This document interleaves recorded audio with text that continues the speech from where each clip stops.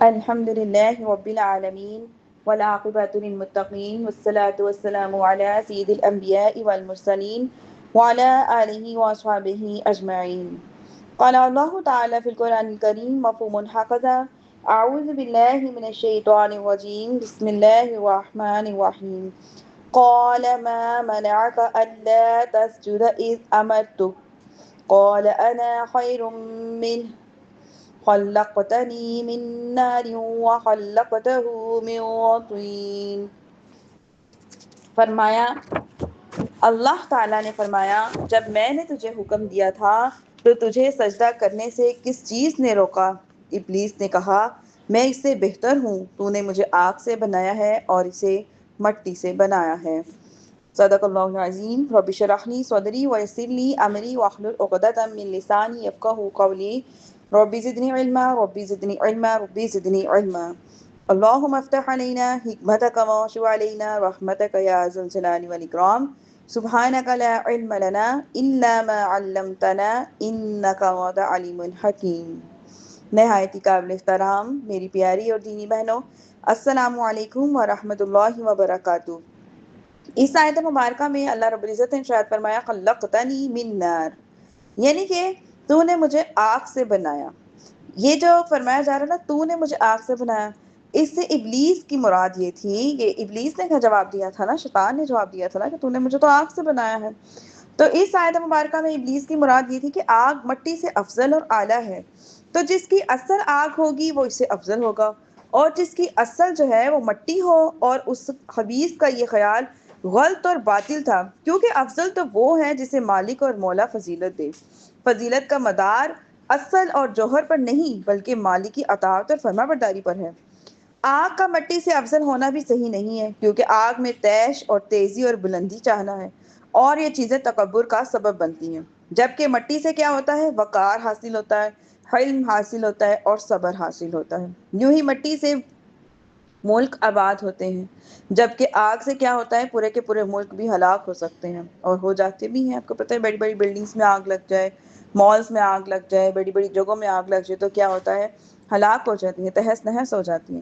مٹی امانت دار ہوتی ہے، جو چیز اس میں رکھی جاتی ہے مٹی اسے محفوظ رکھتی ہے، جبکہ جو چیز آگ میں ڈالی جاتی ہے آگ اسے فنا کر دیتی ہے۔ مٹی جو ہے وہ آگ کو بجھا دیتی ہے اور آگ مٹی کو کبھی بھی فنا نہیں کر سکتی۔ یہاں پہ ایک اور بات یہ بھی ہے کہ شیطان پرلے درجے کا احمق اور بدبخت تھا کہ اللہ عز و جل کا صریح حکم موجود ہوتے ہوئے بھی اس کے مقابلے میں قیاس کیا اس نے، اور جو قیاس نص کے خلاف ہو تو وہ ضرور مردود ہے۔ اس آیت کریمہ سے یہ بھی ثابت ہوتا ہے کہ امر یعنی کہ حکم وجوب کے لیے ہوتا ہے، یعنی واجب کے لیے ہوتا ہے، اور اللہ عز و جل نے جو شیطان سے سجدہ نہ کرنے کا سبب دریافت فرمایا تھا نا، تو یہ اس کی ڈانٹ پھٹکار کے لیے تھا، اس لیے کہ شیطان کی آدم علیہ الصلوۃ والسلام سے دشمنی اور اس کا کفر اور تکبر ظاہر ہو جائے، اپنی اصل یعنی آگ پر مغرور ہونا اور آدم علیہ الصلوۃ والسلام کی اصل یعنی مٹی کی تحقیر کرنا، یہ بات ظاہر ہو جائے تاکہ اس کو بھی پتہ چلے کہ مجھے جو سزا مل رہی ہے، ڈانٹ پڑ رہی ہے، وہ کیوں پڑ رہی ہے، اس کی وجہ کیا ہے۔ آیت کریمہ دیکھیے، آیت نمبر 13 قال فاهبط منها فما يكون لك ان تتكبر فيها فاخرج انك من الصاغرين۔ اللہ رب العزت نے فرمایا تو یہاں سے اتر جا، کہ تو یہاں سے اتر جا، بس تیرے لیے جائز نہیں ہے کہ تو اس مقام پر تکبر کرے، نکل جا، بے شک تو ذلت والوں میں سے ہے۔ یہاں پہ جو فرمایا گیا نا کہ تو اتر جا، یعنی کہ جنت سے اتر جا، کہ یہ جگہ اطاعت اور تواضع کرنے والوں کے لیے ہے، منکر اور سرکش لوگوں کے لیے جنت نہیں ہے۔ تو جنت پہلے سے موجود ہے، اور یہ بھی اس آیت کریمہ سے ہمیں معلوم ہوتا ہے کہ جنت اوپر ہے، زمین کے نیچے نہیں، کیونکہ اترنا اوپر سے ہوتا ہے، نیچے سے تو اترا نہیں جاتا نا، نیچے سے تو اوپر چڑھا جاتا ہے۔ تو اللہ نے فرمایا نا کہ تم یہاں سے نکل جاؤ، اتر جاؤ، تو یہاں سے اتر جا۔ قال فاهبط منها، کہ یہاں سے اتر جا، یعنی کہ جنت اوپر ہوئی تو اوپر سے اتر کے زمین پہ آ جا۔ انک من الصاغرین، کہ بے شک تو ذلت والوں میں سے ہے، کہ انسان تیری مذمت کرے گا اور ہر زبان تجھ پر لعنت کرے گی، اور یہی تکبر کرنے والے کا انجام ہے۔ تکبر ایک ایسا مذموم وصف ہے جو ہزاروں سال کا عبادت گزار اور جو ہوتا ہے یہ فرشتوں کا استاد کہلانے والا ابلیس بھی اس کی وجہ سے بارگاہ الہی میں مردود ٹھہرا، کیونکہ اس نے تکبر کیا تھا نا، اور قیامت تک کے لیے ذلت اور رسوائی کا شکار ہو گیا۔ یہاں پہ کیا ہے کہ تکبر کے بارے میں کچھ احادیث میں آپ کے سامنے پیش کرتی ہوں، تاکہ ہم سب کو چاہیے کہ ابلیس کے انجام کو سامنے رکھتے ہوئے ان احادیث کو پڑھیں، اور خدا خاصہ تکبر جیسی کوئی بھی بیماری اگر ہو تو اس سے ہم عاجزی اختیار کرنے کی پوری کوشش کریں۔ حضرت حذیفہ رضی اللہ تعالیٰ عنہ سے روایت ہے کہ سید المرسلین صلی اللہ علیہ وآلہ وسلم نے ارشاد فرمایا، کیا میں تمہیں اللہ تعالیٰ کے بدترین بندے کے بارے میں نہ بتاؤں؟ فرمایا کہ وہ کون ہے؟ تو وہ کون ہے؟ بد اخلاق اور متکبر، کہ جس کے اخلاق اچھے نہ ہوں اور جو تکبر کرنے والا ہو، وہ اللہ تعالیٰ کا بدترین بندہ ہے۔ اللہ پاک محفوظ رکھیں۔ حضرت ابو ہریرہ رضی اللہ تعالیٰ عنہ سے روایت فرماتے ہیں، رسول اللہ صلی اللہ علیہ وآلہ وسلم نے ارشاد فرمایا، جو تکبر کی وجہ سے اپنا تہبند لٹکائے گا تو قیامت کے دن اللہ عز و جل اس کی طرف جو ہے رحمت کی نظر نہیں فرمائے گا۔ یہاں پہ کچھ لڑکیوں کو عادت ہوتی ہے لمبے لمبے پیچھے سے دوپٹے لٹک رہے ہیں، زمین پہ لٹکتے وہ جا رہے ہیں، تو لہٰذا ان چیزوں سے بچنا چاہیے۔ تکبر پیدا کرتے ہیں انسان کے اندر، عاجزی پیدا نہیں کرتے ہیں۔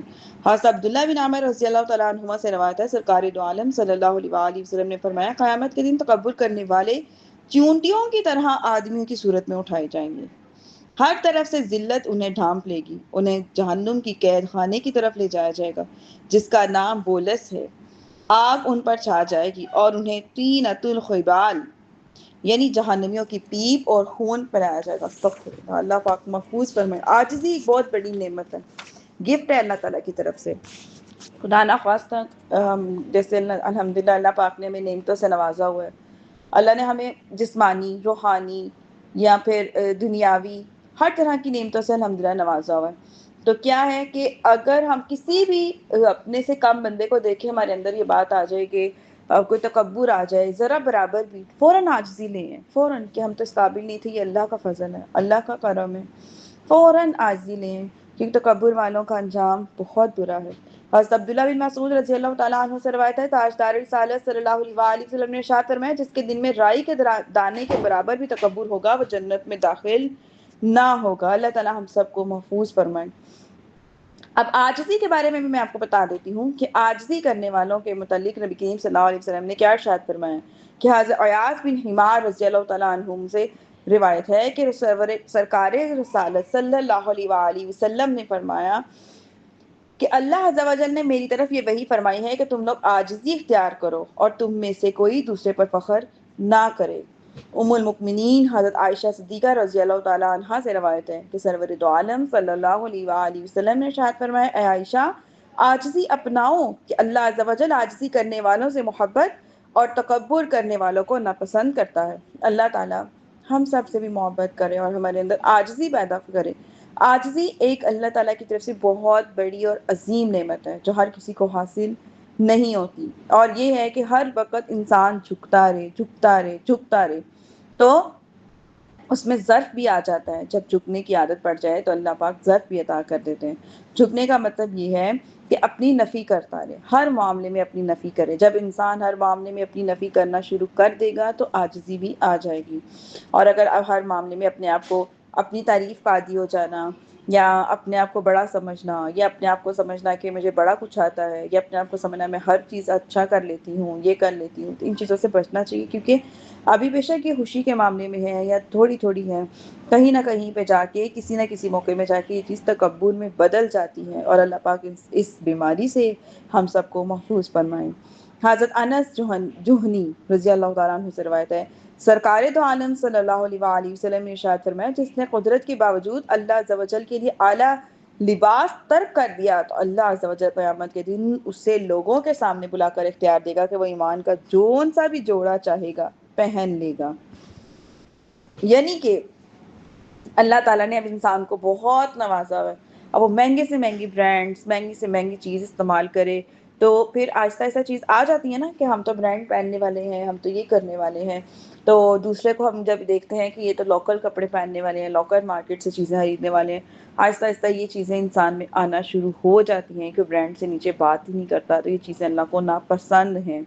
تو یہاں پہ کیا فرمایا جا رہا ہے کہ قدرت ہونے کے باوجود صرف اللہ تعالیٰ کے لیے اعلیٰ لباس کو چھوڑ دے، یہ نہیں کہ اب آپ بالکل ہی گھٹیا لباس پہن لیں، نہیں، مناسب پہنیں، جو پہننے میں اچھا لگے، اچھی بات ہے، لیکن اب آپ کی حیثیت اگر 1 لاکھ تک ہے تو آپ 1 لاکھ کا ہی لباس پہنیں، ان چیزوں سے بچنا چاہیے۔ جہاں ہمارا گزارا تھوڑے پیسوں میں ہو جاتا ہے وہاں کرنا چاہیے اللہ کی رضا کی خاطر۔ آگے دیکھیے، ابو ہریرہ رضی اللہ تعالیٰ عنہ سے روایت ہے کہ سرکار دو عالم صلی اللہ علیہ وآلہ وسلم نے ارشاد فرمایا، جو اپنے مسلمان بھائی کے لیے تواضع اختیار کرتا ہے اللہ عز و جل اسے بلندی عطا فرماتا ہے، اور جو مسلمان بھائی پر بلندی چاہتا ہے اللہ تعالیٰ اسے پستی میں ڈال دیتا ہے۔ یعنی کہ جھکنا، تواضع اختیار کرنا کتنی بڑی چیز ہے۔ انسان اپنی نفی کرے، دوسروں کو جو ہے دوسروں کی تعریف کرے، اس سے کیا ہوگا، اللہ پاک بھی راضی ہوتے ہیں، اور وہ سب کچھ پھر اللہ کو کریڈٹ دے دیتے ہیں نا، یہ اللہ کا ہی فضل ہے، اس کا ہی کرم ہے، اس کی نعمت ہے، اس کی رحمت ہے، اللہ کو کریڈٹ دے دیا، پھر اللہ پاک بلندی عطا کر دیتے ہیں۔ لیکن جو کہتا ہے کہ میں نے فلانے سے آگے نکلنا ہے، میں تو فلانے سے اچھا ہوں، میرے اندر فلانے سے زیادہ خوبیاں ہیں، میرے اندر یہ ہے، میرے اندر وہ ہے، یا میں یہ بھی کر سکتا ہوں وہ بھی کر سکتا ہوں، تو اللہ پاک پھر ایسے انسان کو ناپسند فرماتے ہیں اور کیا کرتے ہیں، اسے پستی میں ڈال دیتے ہیں۔ جب حضرت عمر فاروق رضی اللہ تعالیٰ عنہ شام کی طرف تشریف لے گئے تو حضرت سیدنا ابو عبیدہ رضی اللہ تعالیٰ عنہ سے بھی جو تھے وہ بھی ان کے ساتھ چلے گئے، یہاں تک کہ آپ رضی اللہ تعالیٰ عنہ ایک ایسے مقام پر پہنچے جہاں گھنٹوں تک پانی جو پانی تھا وہ بہت زیادہ تھا، یہاں تک کہ گھٹنوں تک پانی تھا۔ آپ اپنی اونٹنی پر سوار تھے، آپ اونٹنی سے اترے اور اپنے موزے اتار کر اپنے کندھے پر رکھ لیے، پھر اونٹنی کی لگام تھام کر پانی میں داخل ہو گئے اور حضرت ابو عبیدہ رضی اللہ تعالیٰ سے عرض کیا، اے امیر المؤمنین رضی اللہ تعالیٰ عنہ، آپ یہ کام کر رہے ہیں، مجھے یہ پسند نہیں ہے کہ یہاں کے باشندے آپ پر نظر اٹھا کر دیکھیں۔ حضرت عمر فاروق رضی اللہ تعالیٰ عنہ نے ارشاد فرمایا، افسوس ابو عبیدہ، اگر یہ بات تمہارے علاوہ کوئی اور کہتا تو میں اسے امت محمدی صلی اللہ علیہ وآلہ وسلم کے لیے عبرت کا نشان بنا دیتا، لیکن آپ ایک بے سر و سامان قوم ہیں، ہم کیا ہیں، ایک بے سر و سامان ایک قوم تھے، پھر اللہ تعالیٰ نے ہمیں اسلام کے ذریعے عزت عطا فرمائی، جب بھی ہم اللہ تعالیٰ کی عطا کردہ عزت کے علاوہ سے عزت حاصل کرنا چاہیں گے تو اللہ تعالیٰ ہمیں رسوا کر دے گا۔ سبحان اللہ، ایسی سوچ اللہ پاک ہماری بھی بنا دے کہ دیکھیے انہوں نے کیا کہا کہ ہم پہلے کیا تھے، یا ہماری حقیقت کیا ہے، انسان کی حقیقت کیا ہے، ایک خون کے لوچڑے سے بنتا اور مٹی میں جا کے ریزہ ریزہ ہو جاتا ہے، کس گندے خون سے بنایا جاتا ہے، اور پھر آخر میں اپنے آپ کو غسل دینے کے لیے بھی دوسروں کا محتاج ہونا پڑتا ہے، اپنی اصل جگہ قبر میں جانے کے لیے بھی 4 کندھوں کی ضرورت پڑتی ہے۔ تو کیا ہے کہ اگر انسان یہ چیزیں یاد کرے اور عزت صرف اللہ سے طلب کرے، اب ہم عزت کی خاطر کتنا کچھ کرتے ہیں، ہماری عزت رہ جائے، قرض دار ہو جاتے ہیں، اپنی جیب سے بڑھ کے خرچ کرتے ہیں، اپنی اوقات سے بڑھ کے ہم سارا کچھ کرتے ہیں کہ لوگ ہماری عزت کریں، نہیں، عزت ہماری رب کرے۔ جب انسان دین کا کام کرنے کا عادی ہو جاتا ہے نا، اور جب کرنا شروع کر دیتا ہے اور رضا صرف مالک کی ہوتی ہے، صرف اللہ کی رضا ہوتی ہے، تو پروردگار اسے عزتیں بھی عطا کرتا ہے۔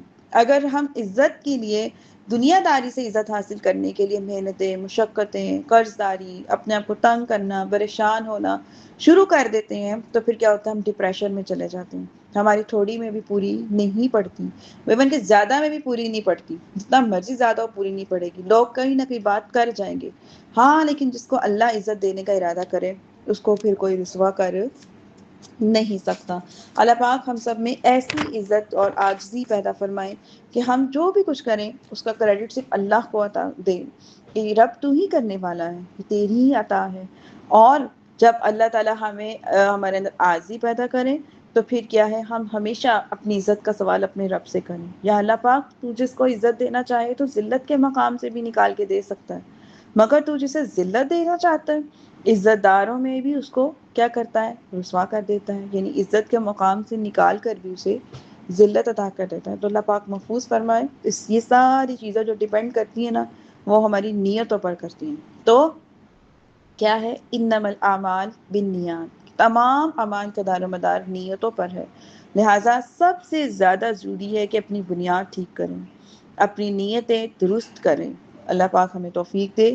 آیت نمبر 15 دیکھیے، قال انظرنی الی یوم یبعثون قال انک من المنظرین، شیطان نے کہا تو مجھے اس دن تک مہلت دے دے جس میں لوگ اٹھائے جائیں گے۔ اللہ نے فرمایا تجھے مہلت ہے، یعنی پہلے نفخہ سور پھونکنے تک تجھے مہلت ہے۔ اس مہلت کی مدت سورہ حجر کی آیات میں بیان کی گئی ہے، آیت نمبر 37 اور 8 دیکھیے کیا ہے. قال فإنك من المنظرين إلى يوم الوقت المعلوم. یوم الوقت المعلوم. اللہ نے فرمایا پس بے شک تو ان میں سے ہے جن کو معین وقت تک کے لیے، معین وقت کے دن تک مہلت دی گئی ہے. اور یہ نفخہ جو ہے یہ اولا کا وقت ہے جب سب لوگ مر جائیں گے. شیطان مردود نے دوسرے نفخہ یعنی دوسرا سور پھونکنے تک، یعنی کہ مردوں کے دوبارہ زندہ کیے ہونے تک کا جو ہے نا وقت کی مہلت چاہیے تھی. اس سے اس کا مطلب یہ تھا کہ موت کی سختی سے بچ جائے، مگر یہ جو درخواست تھی اس کی یہ قبول نہیں ہوئی تھی. تو اللہ تعالیٰ نے کیا اس کو مہلت دی کہ وہ پہلے نفخے تک جو ہے وہ زندہ رہ سکتا ہے. جب پہلی بار سور پھونکا جائے گا سب کے ساتھ جب ہلاک ہو جائیں گے تو وہ بھی ہلاک ہو جائے گا. یہاں ہماری الحمدللہ آیت نمبر 15 تک مکمل ہوئی. اللہ پاک کہنے سننے سے عمل کی توفیق عطا فرمائے. وما علیہ الا البلاغ المبین.